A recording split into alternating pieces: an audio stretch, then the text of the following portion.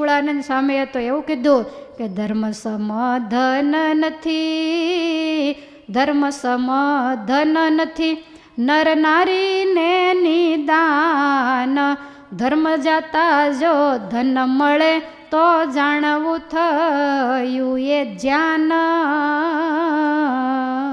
જ્ઞાન એટલે નુકસાન. હવે ધર્મ સમધન નહીં, પણ એ ખાલી નરને જાણવું એમ નહીં, જાણવું નર નારીને, બધાએ ધર્મમાં રહેવાનું છે. તમારો જે કાંઈ નાનો મોટો વ્યવહાર હોય એ હંમેશા ધર્મમાં રહીને જ કરવો. અને ધર્મ જાતો હોય, મર્યાદાઓ તૂટતી હોય, આપણે ધર્મ ભ્રષ્ટ થતા હોય અને કદાચ કરોડો રૂપિયા મળતા હોય તો ભગવાન કહે છે ધર્મનો ભોગ આપી અને ક્યારેય ધનવાળા થવાની ઈચ્છા ન રાખવી. અને કદાચ કોઈ એવી ઈચ્છા રાખે અધર્મથી ખૂબ દ્રવ્ય વૈભવ ભેગા કરે તો એ કેવું કહેવાય? નાક કપાવી નથ પહેરવી, નાક કપાવી નથ પહેરવી, એ તો નારી નઠારીનું કામ છે, એથી મર રહીએ અડવા, એવા ભૂષણ પહેરવા હરામ છે.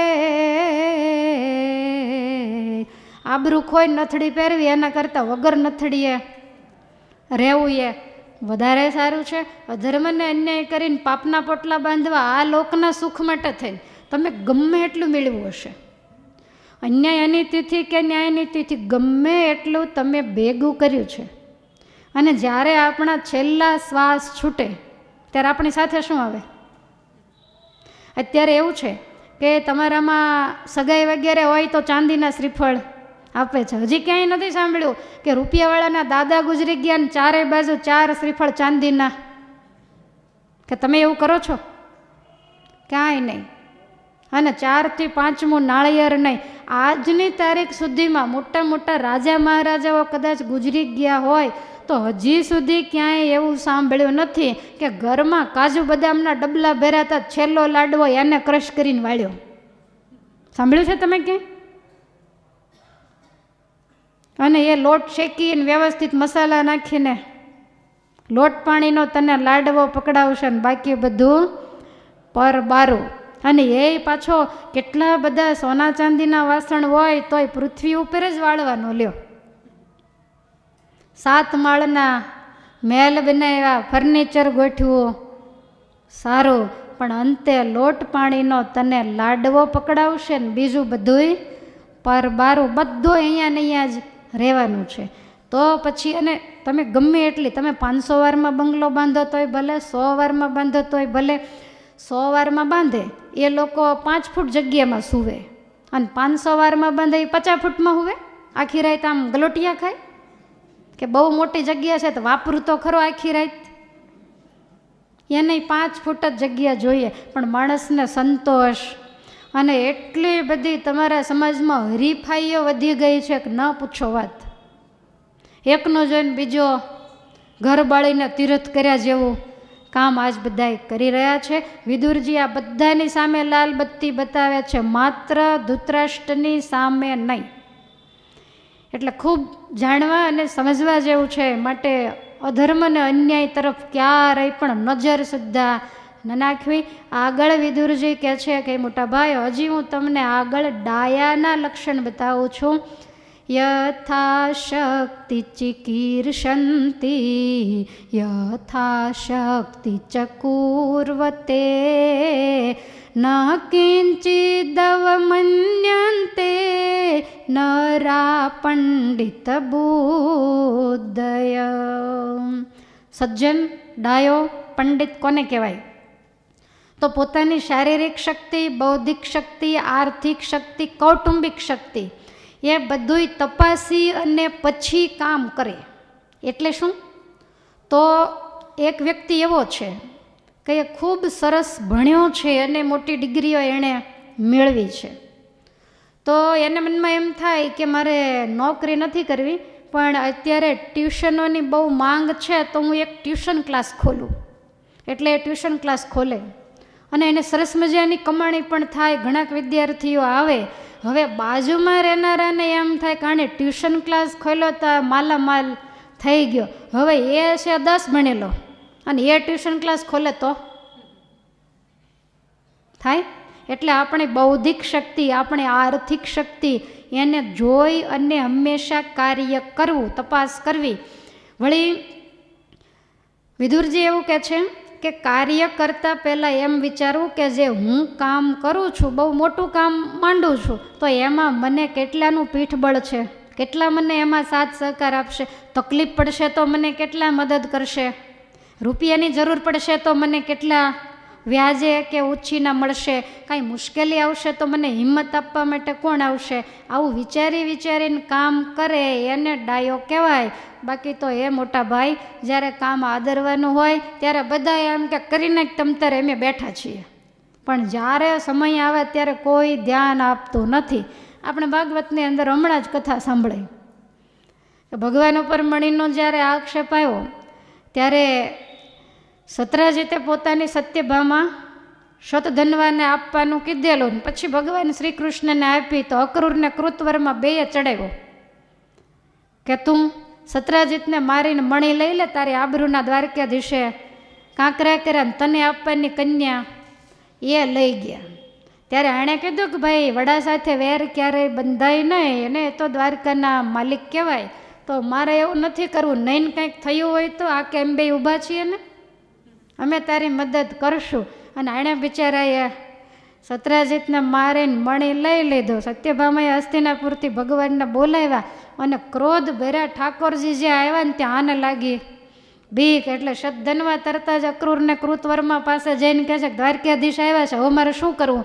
આ કહેજો મોટા એરે વેર ન બંધાય, અમને કાંઈ કહેવા આવીશ નહીં, તારો પક્ષ લઈએ તો અમારે દ્વારકાધીશ સાથે વેર બંધાય. માંડ માંડ મણીને તો સંગ્રહ્યો અને છેવટે ભગવાને શતધન્વાને મારી નાખ્યો.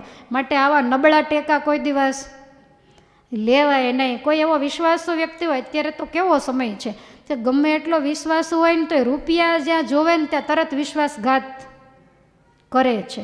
એટલે આવા કોઈ પણ કામ હોય એને વિચારીને જે આદરે એને ડાયા કહેવાય. પછી ધંધા કરવા હોય, ક્યાંય મૂડી રોકાણ કરવા હોય, ક્યાંય જમીનો ખરીદવી હોય, વેચવી હોય, કોઈને ઉછીના વ્યાજે દેવા હોય, અથવા તો કાંઈક ધીરધાર કરવું, જે કાંઈ કરવું એ બધી વાત આમાં આવી જાય. પણ વિચાર્યા વગર નહીં. યથાશક્તિ ચિકીર્ષંતી યથાશક્તિ ચક્કુરવત અપની પહોંચ વિચાર કે કરીએ તેથી દોડ, ઇતના પાવ પસારીએ જીતની લંબી સોડ. પછી તમારે કદાચ કંઈક ખોટ જાય તો કોઈક તમને આપે ખરા, પણ પછી પાછા ન માગે. એટલે ઉપાધિ તો આપણે ને આપણે જ રે. માટે આવું હે મોટા ભાઈ ક્યારેય ન કરવું. અને આવું કરે એને ડાયો ન કહેવાય. વળી બતાવ્યું કે કોઈને નાના અને તુચ્છ સમજી અને એનું અપમાન ન કરે તો એને ડાયો કહેવાય. પહેલાં આપણે કાંઈ ન હોય ત્યારે વાંધો નહીં, પણ આપણે જરીક કાંઈક ભગવાન કૃપા કરે ને સારું થાય એટલે જેના તેના અપમાન કરતા ફરે. પહેલાં આપણી હોશરીને કોરે આવીને બેસી જતા હોય અને પછી સોફો હોય તોય ન આવે, કારણ કે રૂપિયા વૈધા. અને તમને ખ્યાલ છે ને ટાયરની અંદર હવા ન હોય ત્યારે કેવું ઢીલું હોય, પણ એની અંદર તમે બેક પંપ મારો તો એમ રૂપિયાની હવા તો માણસમાં ખૂબ જ ભરાય. ભાઈમાંય ભરાય ને બહેનોમાં તેનાથી વધારે ભરાય. એટલે કોઈનું ક્યારેય અપમાન કરે તો એને ડાયા ન કહેવાય. અને જેણે જેણે તમે જુઓ, રાવણ હોય, કંસ હોય, દુર્યોધન હોય, શિશુપાલ હોય કે પછી હિરણ્યકશિપુ હોય, તો કાયમને માટે જીવ્યા ત્યાં સુધી એણે બધાના અપમાન કર્યા. સાધુ સંતો હોય, દેવો હોય, સ્વયં ભગવાન હોય, ભગવાનના ભક્તો હોય, ગરીબો હોય, બધાયના એણે અપમાન જ કર્યા. અને આજે એને કોઈ માન આપે છે? તે દાડે તો નહોતું આપતું, પણ આજે એને કોઈ માન આપતું નથી. આપણે એવું બોલીએ કે રાવણ આવ્યા, કેવું લાગે? કુંભકર્ણ આવ્યા. પણ વિભીષણને તુકારો કરવો હોય તો આપણે એમ કહીએ કે વિભીષણજી આવ્યા. ખ્યાલ આવે? આજ પણ એને માન આપવાની ઈચ્છા આપણને હિરણ્યકશિપુજી આવ્યા. આ તો બિલકુલ ઓકવર્ડ લાગે. લ્યો, આ ભાષામાં પણ એ માનવાચક શબ્દ એને શોભતો નથી, કારણ કે એણે કામો જ એવા કર્યા, એણે બહુ દુનિયાના અપમાન કર્યા. એટલે આજ એના નામને પણ માનવાચક શબ્દ સેટ નથી થતો. નામને લાંછન લગાડતા કે આજ સુધી આ જેટલા મેં કીધા એટલા નામ કોઈ પાડતું નથી. રામ નામ બધા જ પાડે. આજની તારીખે જૂના જમાનામાં રામજી પાડતા ને અત્યારે ખાલી રામ પાડે, પણ ક્યાંય રાવણ કે રાવણજી હજી સુધી નથી સાંભળ્યું.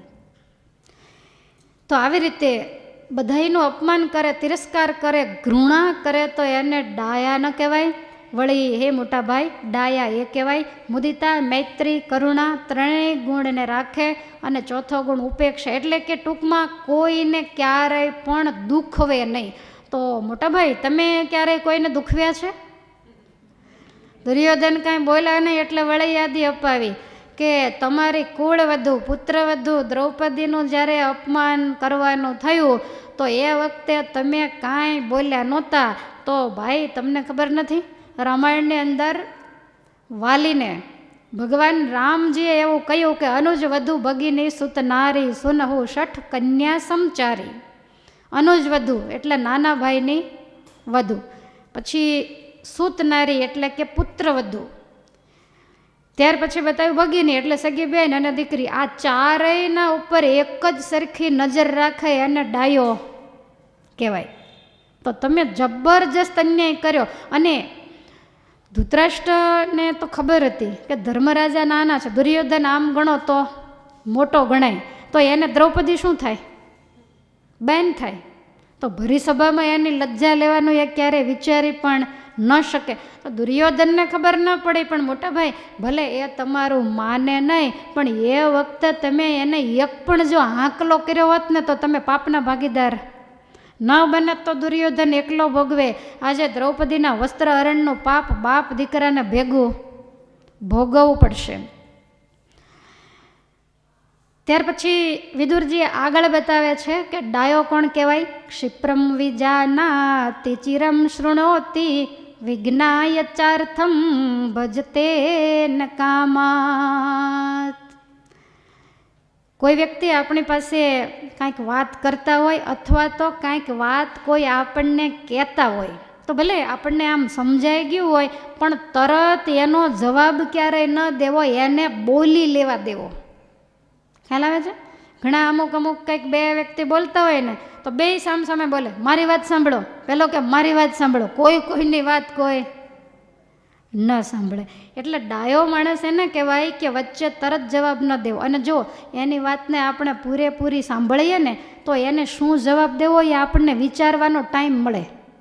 પણ સીધા જ તમે આક્રોશથી બોલવા માંડો તો પસ્તાવાનો વારો આપણે જ આવે.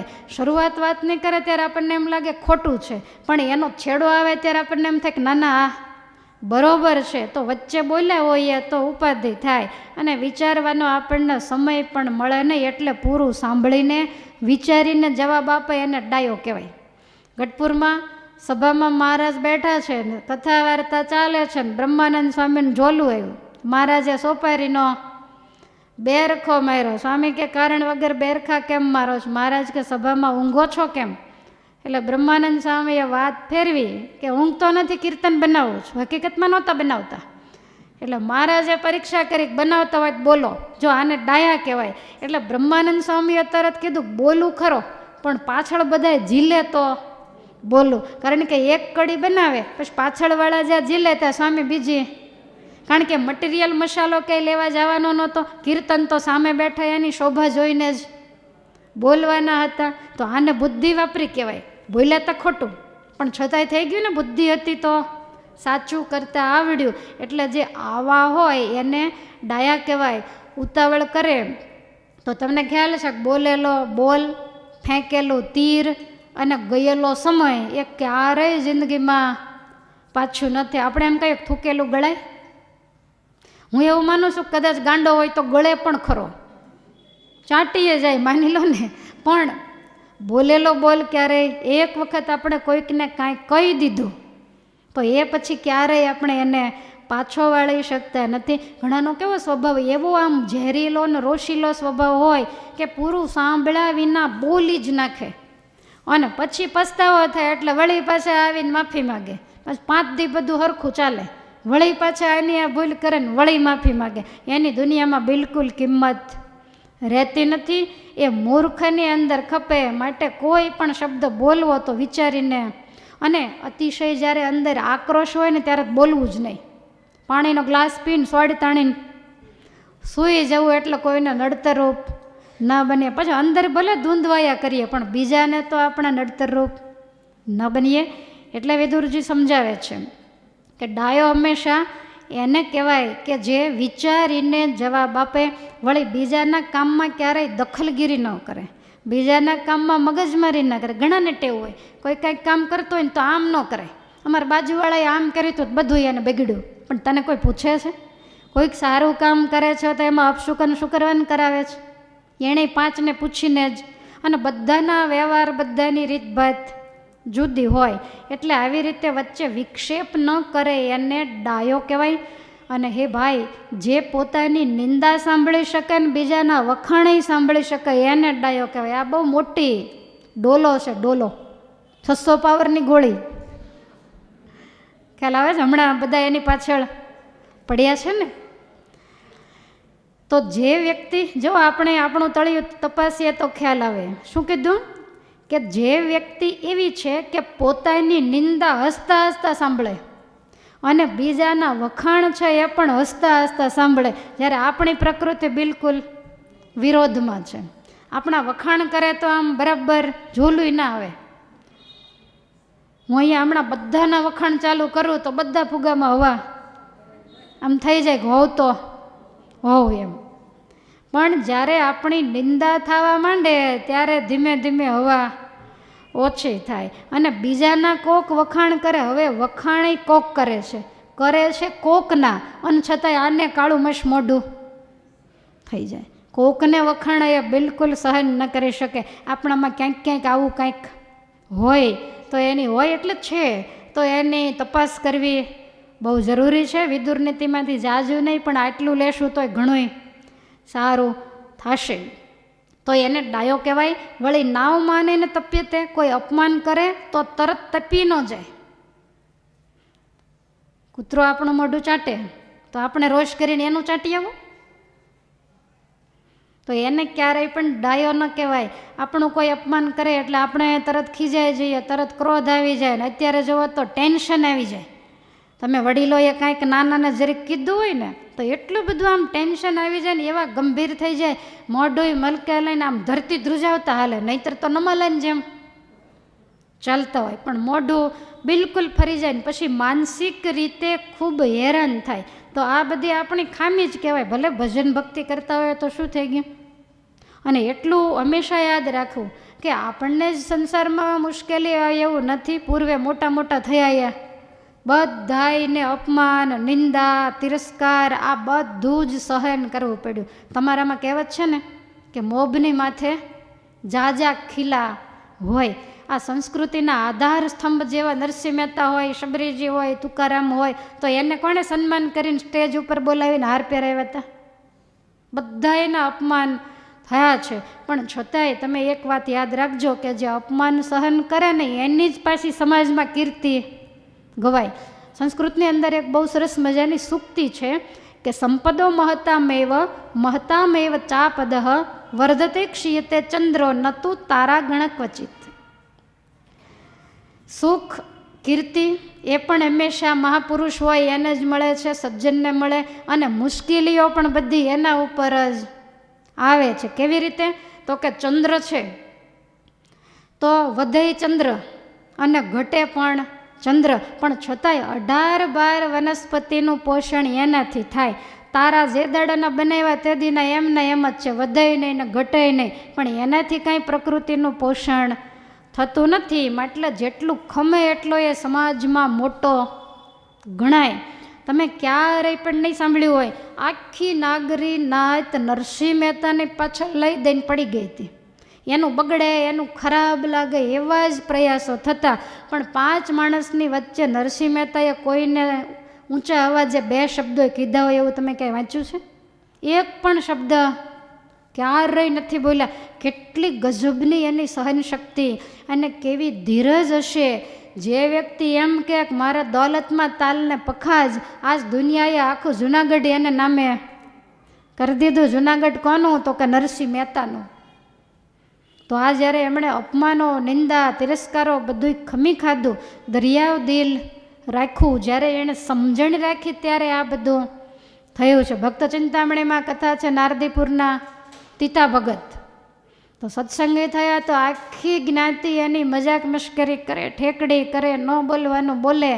તીતા ભગત ભિક્ષાવૃત્તિ કરવા નીકળે એટલે આજુબાજુમાં બેઠા હોય ને બોલે કે તીતો સ્વામિનારાયણનો સત્સંગી થયો, તે સ્વામિનારાયણ વિમાન લઈને તેડવા આવશે ને આપણે બધા વિમાનના દાંડીએ ટીંગાઈ જઈશું. કાયમ આવી વાતો કરે અને એટલી બધી મજાક ઉડાવે. ધૂળેટીને દિવસે એને ગધેડા ઉપર બેસાડીને આખા ગામમાં રીંગણાની માળા પહેરીને ફેરવ્યા. અને પછી ઘરે આવ્યા એટલે એમના ઘરનાને થોડુંક દુઃખ થયું, કારણ કે કોક કહેતો ખરું કે ભૂદેવને આવી રીતે બધા અપમાન કરે ને તોય કાંઈ બોલતા નથી. એટલે ઘરના જરા ખીજાયા. તીતા ભગત કે મને 50 કીર્તન આવડે છે, ભિક્ષાવૃત્તિ કરવા જાઉં જ્યાં હોય ને નારાયણ હરે સચ્ચિદાનંદ પ્રબોધ કીર્તન જ પૂરા થતા નહોતા, આજ બધાય પૂરા થઈ ગયા.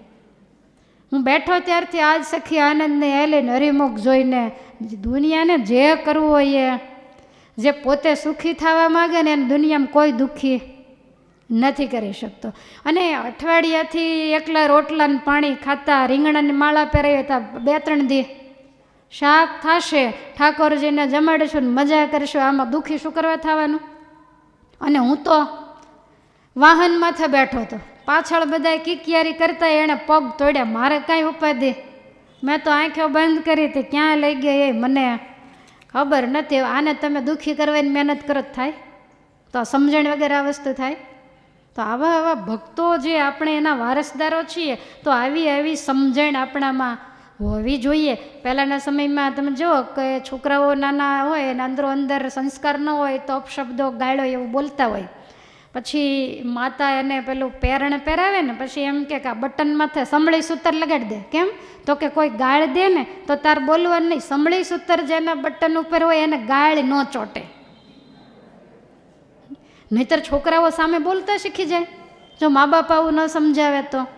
એમ આપણે શું કરવાનું? હું તો એવું કહું છું કે તમારે તો બટન માથે નહીં, મોટો લોંદો જ રાખવો પડશે થેલીમાં જ, કે કોઈ કાંઈ પણ કહે તો આપણે ક્યારેય આકરા થઈ અને જેની તેની સામે ક્યારેય બોલવું નહીં. સ્વભાવને બિલકુલ શાંત રાખવો કે શાંતિથી ભજન ભક્તિ થાય. બોલ્યા પછી પસ્તાવો થાય એના કરતાં બોલીએ જ નહીં તો સામેવાળા પસ્તાય. ઘરની અંદર પણ એવું જ રાખવું. શબરીજીનું અપમાન નહોતું થયું? ઋષિમુનિઓએ કહ્યું કે તારા જે પગલાં પડ્યા હોય તો અમે ચાલીએ તો અમે અપવિત્ર થઈએ, તો શબરીજી અવગુણ લઈ નીકળી ગયા, છાની રીતે વાળતા, પણ સેવા એણે મૂકી નહીં. એને મહિમા અને સમજણ હતા તો ભગવાનને ભેટ્યા કે નહીં? સમજણ રાખી તો જ ભેટ્યા. માટે આવું બધું વિચારવું, પણ બહુ અધીરિયા ન થઈ જવું. વિદુરજી કહે છે કે ભાઈ ડાયો એને કહેવાય કે જે સુખ અને દુઃખની અંદર ક્ષમતા રાખે ને એ જ માણસ આખા જગતને જીતી શકે છે. ઘરની અંદર પણ જીવવું થોડું ને પંચાયત જાજી, આવું શા માટે કરવું? બધા હળી મળીને સંપીને બધા પોતપોતાના ભાગનું ભોગવતા હોય અને જેટલા સભ્ય હોય ને બધાય થોડું થોડું જાતું કરે. પછી એક જ વ્યક્તિ જાતું કરે તોય મેળ ન આવે, પણ બધાય થોડું થોડું જતું કરે તો સુખ શાંતિથી પરિવાર ચાલે. એટલા માટે વિદુરજી સમજાવે છે કે કોઈ અપમાન કરે તો ખમી ખાવું, આકરા ન થવું, માન અપમાનમાં સમબુદ્ધિ રાખવી. વળી હે ભાઈ ડાયો કોને કહેવાય? તો નાશ થઈ ગયેલી જે વસ્તુ હોય ને એનો શોક ન કર્યા કરે. જે વસ્તુ આપણા હાથમાં ગઈ પછી એનો શોક કર્યા ન કરે. માની લો કે આપણી પાસે સમૃદ્ધિ હતી અને કોઈ પણ કારણસર કંઈક ધંધામાં મિસ્ટેક થઈને ગયું, મકાને વેચાઈ ગયું, જમીને વેચાઈ ગઈ, તો પછી એનો અફસોસ ન કરો. ડાયો માણસ એને કહેવાય કે જન્મ ત્યારે ક્યાં લઈને આવ્યા હતા, મહેનત કરીને મેળવું હતું, જિંદગીમાં સમય એવો આવ્યો છે, ઠાકોરજી ફરીને કૃપા કરશે, હતું એના કરતાં વધારે આપશે તો આ દુઃખી ન થાય. પણ રાતથી બળતરા કર્યા કરે તો દુઃખી થાય. અને સંપત્તિ છે એ ક્યારેય સ્થિર નથી. તમે ભલે જમીનોના દસ્તાવેજ તમારા નામે કરાવો, પણ આજ સુધી કોઈનો જમીનનો ટુકડો થયોય નથી ને થવાનોય નથી. આ દસ્તાવેજ તો ઠાકોરજીના નામે સૃષ્ટિ સર્જાણીને તે દિવસના 50-50 વર્ષે દસ્તાવેજ બદલાય છે, હજી કોઈનો થયો છે? એટલે સમજણ રાખો તો સુખપૂર્વક રહેવાય. એટલે ગયેલી વસ્તુનો શોક ન કરવો. તમને જલ્દી સમજાય એવું બતાવું કે તમે પાત્રમાં ગ્લાસમાં દૂધ લઈને જાઓ છો અને દૂધ ઢોળાઈ ગયું. જોકે તમારાથી ઢોળાય તો બહુ પ્રોબ્લેમ ન આવે, પણ કદાચ કોઈ નાની વ્યક્તિ કંઈ કામ કરતા હોય, દૂધ હોય, ઘી હોય, એવું કંઈક કદાચ એનાથી ઢોળાઈ ગયું, તો તમને કદાચ એવું થાય કે વારે વારે આ આવી ભૂલ કરે, તો તમે એને જઈને કહો કે ભાઈ થોડુંક ધ્યાન રાખવું પડે, આ બધી મોંઘા ભાવની વસ્તુ ખોટી બગડે એ બરાબર નહીં. એટલું કહો તો વાંધો નહીં, પણ અમુકનો સ્વભાવ એવો હોય કે 2-3 દિવસ સુધી નજરે ચડી નથી ને સંભાળ્યું નથી, તમે કહી દીધું એટલે કામ પતી ગયું, એ ધ્યાન રાખશે. પણ વારંવાર એકની એક વસ્તુ તમે કીધે રાખો. હવે થવાનું હતું એ વિદુરજી બરોબર વજન મૂકે છે કે જે સમય વીતી ગયો એને પછી સંભાળી અને દુઃખી ક્યારેય પણ થવું નહીં. ઘરની અંદર ચોરી થઈ, ચોરીને કંઈક વસ્તુ ગઈ તો એને સંભાળીને મહેનત કરી પાછી મેળવવા, પણ મળે એવું નથી, ચોર પકડાય એવું નથી, તો પછી રોજ રોયા કરવું એને સંભાળીને. તો એવો બેઠા બેઠા વિચાર કરવો કે ઘણાના ઘરમાં ચોરી થાય ને તો મારીને બધું લઈ જાય છે, તો આપણને માર્યા તો નથી, આપણે છીએ તો કાલ પાછું કમાઈ લેશું. હવે એવું બને કે કદાચ 2 દંડા મારીને દબાવીને લઈ ગયા, તો પછી એમ વિચારવું કે ઘણાના ઘરે ચોરી થાય ને તો જીવથી મારી નાખે, માણસય જાય અને નાણું પણ જાય, તો આપણને મારી તો નથી નાખ્યા, કાલ સાજા થઈ જઈશું ને પાછા કમાશું ને હતું એમને એમ, તો આને દુઃખ ન થાય.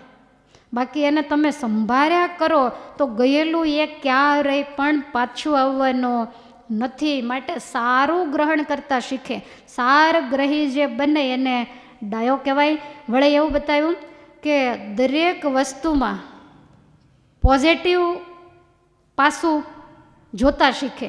સારું હોય એને ગ્રહણ કરે, નબળું લાગે એને તમે ખળું લ્યો. ઘઉં હોય, બાજરી હોય, તો તમે ઢૂસાને પેલામાં ભરો કોઠીમાં કે બાજરા ઘઉંને? કદાચ ઢૂસાને ભરો તો શું વાંધો નહીં, એને ભરીને શું કરવાનું, એમાં કાંઈ લેવાનું. સારું હોય એટલું લઈ લેવાય, નબળું હોય એટલું પછી એ પલ્લી જાય તો ખાતર થાય, પણ એની આપણને જરાય ચિંતા ન હોય. એટલે સારું ગ્રહણ કરવું. અને તમે જુઓ, સારું ગ્રહણ કરતાં ન શીખો તો એવો અવગુણીયો સ્વભાવ થઈ જાય કે તમે જ્યાં નજર, ઘણા એવા હોય કે જ્યાં જોવે ગમે એટલો સારો માણસ હોય ને તો એમાંથી તળિયેથી અવગુણ જ બહાર, એની દ્રષ્ટિ જ એવી થઈ ગઈ. તમે ઘઉં વીણવા બેસો ત્યારે કેમ તમારી કાંકરામય વૃત્તિ થઈ જાય છે કે તમારી નજર સીધી કાંકરા ઉપર જ જાય. આમ તમે આમ ચપટી ભરો ને તો ઘઉં નહીં, કાંકરો જ હાથમાં આવી જાય. તો એવી દોષમય દ્રષ્ટિ થઈ જાય. પણ જો ભગવાનની બનાવેલી આખી સૃષ્ટિ એવી છે કે તમે સારું જોવો તો ગમે એવો હલકી કક્ષાનો માણસ હોય ને, પણ એના જીવનમાં તમે ડોક્યું કરો તો કાંઈક તો એનામાં સારું હોય જ. માર્કેટમાં જાઓ તો બધા શાકભાજી હોય, તો આપણને જે ના પાડી હોય આપણે શું કરવા લેવા? પણ આપણે એમ કંઈક આવી લારીઓ અહીં માર્કેટમાં ન રાખતા હોય તો ભાઈ તમે નથી ખાતા, બીજા ખાઈ અને તો ખાવા દો. એ બધો વહીવટ આપણે કરવાનો નથી હોતો. એક માણસ આપણે જેવો જ કદાચ હશે દોષ દ્રષ્ટિવાળો, તે રસ્તામાં ચાલ્યો જાય સરસ મજાનો, અત્યારે જેવો સંધ્યા ઢળવાનો સમય, અને રસ્તામાં જાય તો બાજુમાં ગુલાબનો બગીચો આવ્યો. હવે કેવી મગમગ સુગંધ આવતી હોય ને, અત્યારના સમયે તો ફૂલડાઓ ખીલ્યા હોય, અને એ વખતે આણે નજર કરી એટલે તરત બોલ્યો કે ભગવાને પણ ભારે ભૂલ કરી. કોઈએ કીધું શું ભૂલ કરી? તો કે આવા ગુલાબના છોડવામાં એક કાંટાનું રાખ્યા હોત તો એની નજર ક્યાં ગઈ? કાંટા સામે. એની નજર ગુલાબ સામે ન ગઈ. ત્યાંથી થોડોક આગળ ગયો તો ઝાડ ઉપર કોયલ બોલી. એટલે એણે આમ નજર કરીને કીધું ભગવાને પણ ભારે ભૂલ કરી, આને કાળી ન બનાવી હોત તો. બોલે છે કેટલું મીઠું, અને એનો કલર સામું જોવું ગમે નહીં એવો કાળો. ત્યાંથી આગળ ગયો, સંધ્યા ઢળી એટલે આકાશમાં ચંદ્ર ઉદય થયો. એટલે કહે છે કે ભગવાને કેવી મોટી ભૂલ કરી, આવો સરસ ધોળો દૂધ જેવો ચાંદો એમાં કાળો ડાઘો શું કામ મૂક્યો હશે. ત્યાંથી થોડો આગળ જતા સમુદ્ર કિનારો આવ્યો તો કે ભગવાનની પણ ભૂલનો તો કોઈ પાર જ આવતો નથી. આવડો મોટો દરિયો, અબજો ગેલન પાણી જેની અંદર સંગ્રહાયેલો છે, ન પીવામાં કામ લાગે કે ન ક્યાંય ખેતીવાડીમાં કામ લાગે, તો એને આટલું બધું પાણી બનાવવું હતું તો મીઠું બનાવ્યું હોત તો શું વાંધો હતો, ખારું ન કર્યું હોત તો. અને આમ જ્યારે એ બધેય માંડ્યો ને જોવા, ત્યારે સમુદ્રમાંથી ગેબી અવાજ આવ્યો કે અમને એમ થાય છે તને એકને જો ન બનાવ્યો હોત ને તો બધાયને શાંતિ હતી.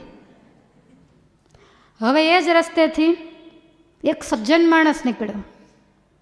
હવે એ જ રસ્તેથી નીકળ્યો એટલે ગુલાબનો બગીચો આવ્યો, અને ગુલાબના બગીચા સામે જોઈને કહે છે કે વાહ પરમેશ્વર, તારી અકળ ગતિ, પતંગિયાના પેટમાં બત્તી, કેટલા સરસ મજાના છોડ ઉપર તે કાંટાની વચ્ચે આવું સરસ ગુલાબ ખીલવું છે. અને ગુલાબને કાંટા રહે કેવી રીતે? તમે ગમે ત્યારે ગુલાબનું ફૂલ જોશો તેને કાંટા ક્યારેય નહીં વાગ્યા હોય, રહેવાનું ભેગું, પણ કાંટો એને ક્યારેય અડે નહીં. તો સજ્જનને એમ થયું શીખવા જેવું છે, કાંટાની વચ્ચે પણ કેવું ગુલાબનું ફૂલ નિર્લેપ રહે છે, ભગવાનની કળાને મારા લાખ લાખ વંદન છે. ત્યાંથી આગળ ગયો અને વળી પાછો કોયલનો અવાજ આવ્યો, અને જોતાની સાથે જ કહે છે કે ભગવાનને જેટલા વંદન કરીએ એટલા ઓછા છે. આટલું નાનું કોયલ જેવું પક્ષી, પણ એના કંઠ ભગવાને કેટલો મધુર બનાવ્યો કે ગમે એવો માણસ નીકળે તો કોયલ બોલતી હોય તો સહેજવાર આપણને ટહુકા સાંભળવાનું મન થાય. ત્યાંથી આગળ જતાં ચંદ્ર જોયો તો એણે જોઈને તરત કીધું કે પરમેશ્વરે કેવો સરસ ચંદ્ર તેજસ્વી બનાવ્યો કે જેને કારણે 18-12 વનસ્પતિનું પોષણ થાય, અને એને કારણે તો આખી પ્રકૃતિ અને માનવ પશુ જાતિ જીવતી છે. કેટલો બધો હજારો કિલોમીટર દૂર, પણ છતાંય પ્રકૃતિમાં કેવો સુંદર મજાનો પ્રકાશ પાથરે છે. અને ત્યાંથી જ્યાં સમુદ્ર કિનારે ગયા ત્યાં તો એને તરત યાદ આવ્યું, દરિયા તણો ક્યારો કર્યો, એનો કૂવો કહો કેવડો હશે, જગ ચાક ફેરવનાર એ કુંભાર બેઠો ક્યાં હશે. પરમેશ્વર તત્વ કેટલું મહાન હશે કે જેણે આટલો મોટો દરિયા જેવો ક્યારો બનાવ્યો, આના પેટાળમાં કેટલું બધું પાણી, કેટલાય રત્નો, કેટલાય જીવજંતુઓ આની અંદર સચવાયેલા છે, અને છતાંય પાળ વગરનો સમુદ્ર માજાય ન મૂકે એમ વિચારીને હાથ જોડે. બંને ત્યાંથી જ નીકળ્યા છે, બંને માણસ જ છે, બંને અનાજ જ ખાય છે, અને બંને બુદ્ધિશાળી પણ છે. પણ તમે વિચાર કરો બેયની દ્રષ્ટિમાં કેટલો ભેદ છે. એકને જ્યાં જાય ત્યાં બધું સારું દેખાયું, અને એકને જ્યાં જાય ત્યાં બધું અવળું જ દેખાયું. ભગવાનમાં એકલી ભૂલ જ દેખાણી, અને આને ભગવાનનો ગુણ આવ્યો. તો આપણે કેવા થશું? અવગુણ્યા કે ગુણગ્રાહી? તમે એક માટીના કણની સામે જુઓ ને તોય આપણને એમ થાય કે પરમાત્માને કેવી કરામત છે. ગાયો ભેંસો લીલું ઘાસ ખાય, સૂકું ઘાસ ખાય, પણ દૂધનો કલર, અને એ ફેક્ટરીની અંદર કાંઈ લોઢા લાકડાના પાર્ટેશન, ખાલી ચામડીનો પડદો જ આડો હોય, ક્યારેય બ્લડ અને દૂધ મિક્સિંગ થઈને આવ્યું?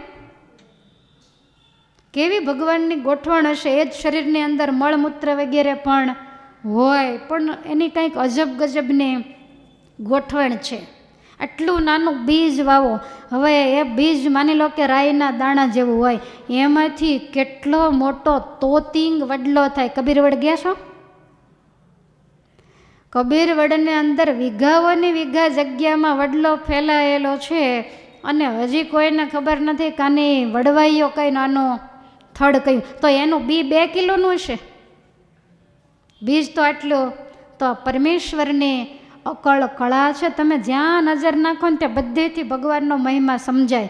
પણ જો ગુણગ્રાહી દ્રષ્ટિ હોય તો, દોષગ્રાહી હોય તો કાંઈ ન થાય. વિદુરજી કહે છે કે રાજા, સંસાર છે પણ ડાયો માણસ એને કહેવાય કે ડુંગરા જેવા દુઃખ આવ્યા હોય ને તોય સમજણથી ઓળંગી જાય. પંગુમ લંઘય તે ગિરિમ.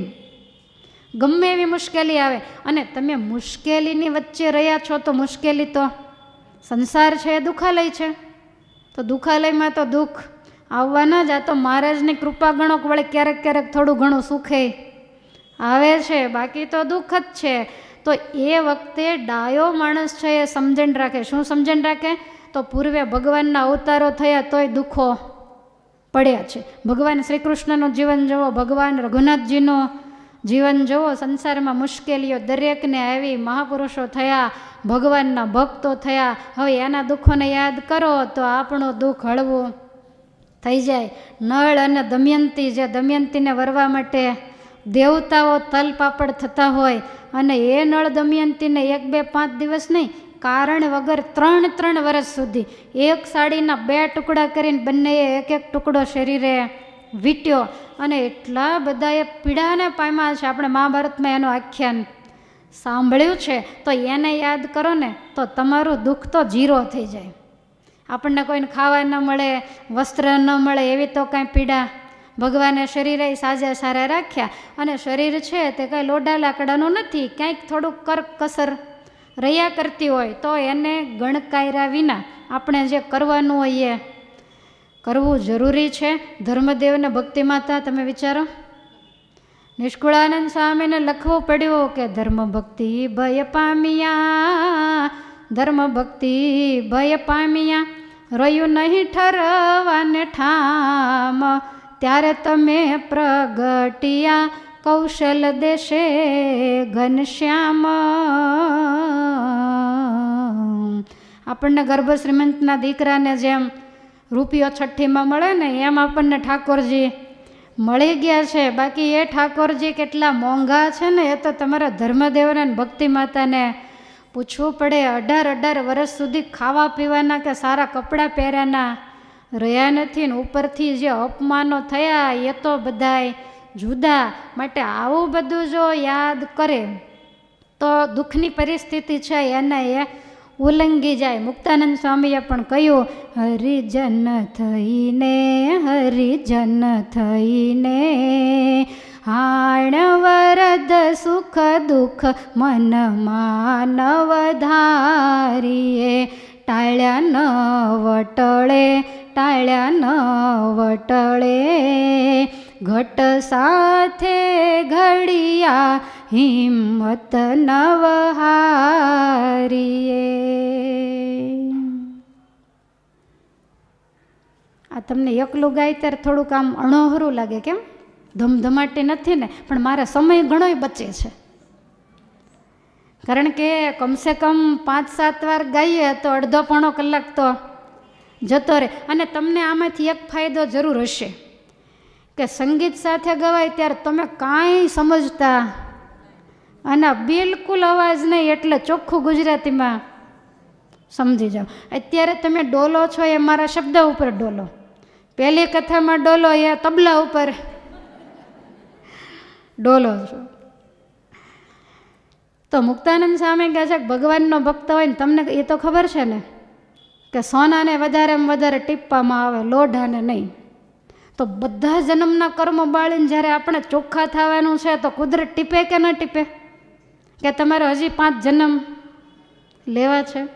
તો અહીંયા ને અહીંયા જો બધું પૂરું કરવું પડશે તો પછી જ્યારે ઠાકોરજીની નજરમાં આવશો ત્યારે એકાદ હથોડો પડશે. જો એક સાથે ટીપી નાખે તોય ઉપાધિ, તો નાસ્તિક થઈ જઈએ.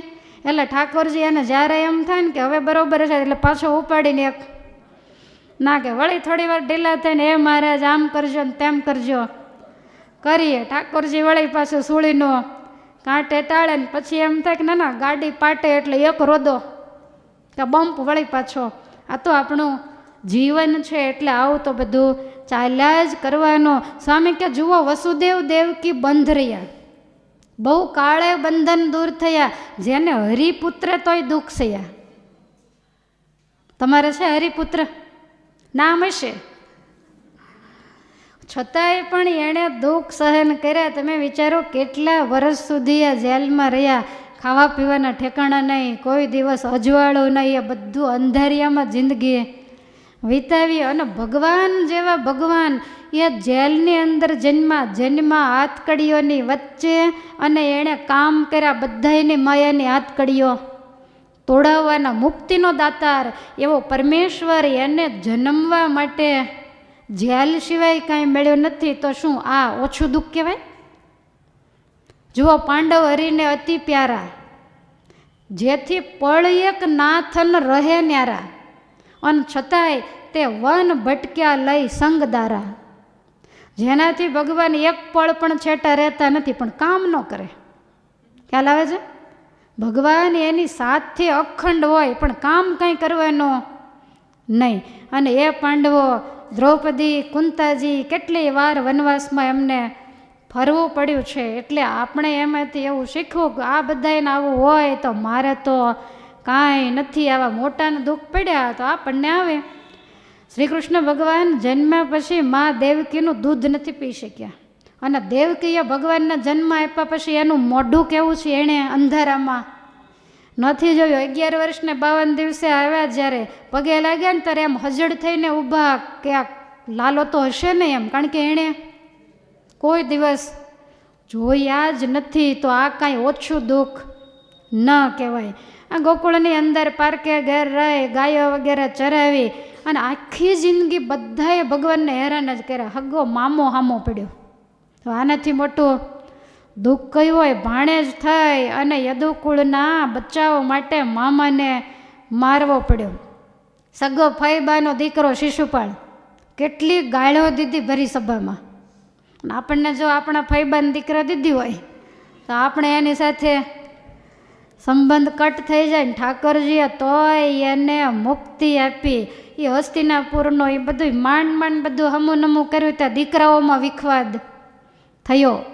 કજિયાને કંકાસથી કેદીને કાયો કાન, પણ જાદવો જેદી જુદ્ધે ચડ્યા તેદી સુનમુન થઈ ગયો શામળો. એક ખૂણે જઈને બેઠા બેઠા બધું જોયું, એક પણ શબ્દ ભગવાન બોલી શક્યા નથી. તો આવી રીતે મનસુરને ફાંસી મળી, ઈસુ ધરબાઈ ગયા, ગાંધીને ગોળીએ દીધા, સૌ મૌન રહી ચાલ્યા ગયા. કોઈએ કજિયા કંકાસ નથી કર્યા. મનસુર કેવા સત્યના ઉપાસક, એને ફાંસી મળી. સોક્રેટિસને ઝેર આપ્યું. વચનામૃતમાં આ બધી વાતો આપણે કરી છે. ઈસુ ખ્રિસ્ત અત્યારે દુનિયામાં પહેલા નંબરનો વિસ્તાર પામેલો ધર્મ હોય તો એ ક્રિશ્ચિયન ધર્મ છે. અને એને જીવતા ખીલા જડી દીધા, હાથ પગની અંદર વધસ્તંભ ઉપર લટકાવ્યા. અને છતાંય એ જતાં જતાં એમ બોલ્યા કે હે પરમેશ્વર, આ બધાયનું મંગળ કરજે. હવે જીવતા ખીલા જડે, જીવ ક્યારે જાય એ તો તમે વિચારો.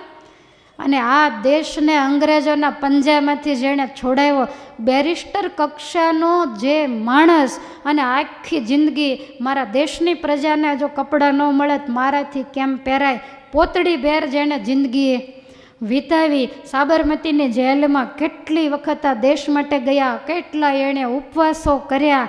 અને એ ગાંધીજીએ મહા મહેનતે આ દેશને સ્વતંત્રતા અપાવી, અને એના જ માણસે ગોળીએ દીધા. અને ગોળીએ દીધા તોય હે રામ કહીને શરીર છોડી દીધું. અને આને ગાથાઓ ગવાય. એની સમાધિ ઉપર અખંડ ઘીના દીવા વર્ષોથી 70 વર્ષથી બળે છે. માટે હંમેશા ખમી ખાવામાં, મૌન રહેવામાં જ માણસની માનવતા છે. ક્યારેક એવું કંઈક થાય ને ત્યારે થોડીક દ્રષ્ટિને પલટી નાખ્યું. તમને ખ્યાલ છે જૂના જમાનામાં ઘોડા ગાડીઓ હતી, તો શિયાળાનો આ ચોમાસાનો સમય હોય ને ત્યારે લીલું ઘાસ હોય, એટલે ઘોડા લીલું ઘાસ ખાય પછી હેવાયા થઈ જાય. તે પછી ઉનાળામાં કાંઈ કાઠિયાવાડમાં તો મળે નહીં, એટલે સૂકું ઘાસ નાખે તો ખાઈ નહીં, દુબળા પડતા જાય. પછી લોકોએ બુદ્ધિ વિચારી નક્કી કર્યું કે એના જે ડાબલા છે ને તે લીલા કાચ ચડાવી દો, એટલે પેલું સૂકું ઘાસ હોય તો આને લીલું દેખાય ને ખાઈને પાછા વૃષ્ટપૃષ્ટ થઈ જાય. એમ આપણા જીવનની અંદર મુશ્કેલી આવે ને ત્યારે સમજણ રૂપી લીલા ચશ્મા પહેરી લેવાના, પાછું વળીને જોવાનું. જ્યારે મુશ્કેલી આવે ત્યારે સુખી સામે નજર, આપણે દુઃખી કેમ થઈએ છીએ? સુખી માણસોની સામે નજર નાખીએ છીએ. કોઈ આપણી બાજુમાં બહુ સારો બંગલો બનાવે ને તો આપણે દુઃખી થઈએ, પણ બાજુવાળાનું ઝૂંપડું જોઈએ તો કે એ ભાઈ સૂતા સૂતા એને નળિયા ચાળવાનો વેત નથી, એના કરતાં મારે ગાબડા પડેલું તો ગાબડા પડેલું, ધાબું તો છે. પણ આવું વિચારે કોઈ? સાયકલ ચલાવતો હોય પગપાળા સામે જોવું, પણ આ તો સ્કૂટર સામે જ નજર કરે. સ્કૂટરવાળો હોય તો 4 વ્હીલ સામે નજર કરે. જો કુદરત કોઈને દુઃખી કરતી નથી, આપણે ખોતરીને આપણી અવળી દ્રષ્ટિથી આપણે દુઃખી થઈએ છીએ અને આખી જિંદગી આમને આમ જ કાઢી નાખીએ છીએ. પછી આપણને એમ થાય કે બધા એમ કહે છે કે સંસારમાં સુખ છે, પણ મેં તમારી જિંદગીમાં પણ તારા ચશ્મા અવળા હતા. જો ચશ્મા અવળા હોત તો તું દુઃખી ન થાત. તો વિદુરજી સમજાવે છે કે ભાઈ આવી રીતે જે વર્તે એને ડાયા કહેવાય. રાખશું. હજી આગળ થોડાક ડાયાના લક્ષણ આવે છે, પછી મૂર્ખના લક્ષણો આવશે. કે મૂર્ખના લક્ષણ એટલે મૂર્ખ કોને કહેવાય એની કરતાં ડાયો કોને ન કહેવાય. એમ કહીએ કે આ તો મૂર્ખ છે તો તમને ખરાબ લાગે, પણ એમ કહીએ કે તમારામાં ડાપણ નથી, આ કાંઈ તમારું ડાપણ ન કહેવાય, તો એટલું બધું ખરાબ ન લાગે. પણ આગળની જે કથા છે એને આપણે આવતીકાલે લઈશું. ભગવાનના નામ સાથે કથાને વિરામ.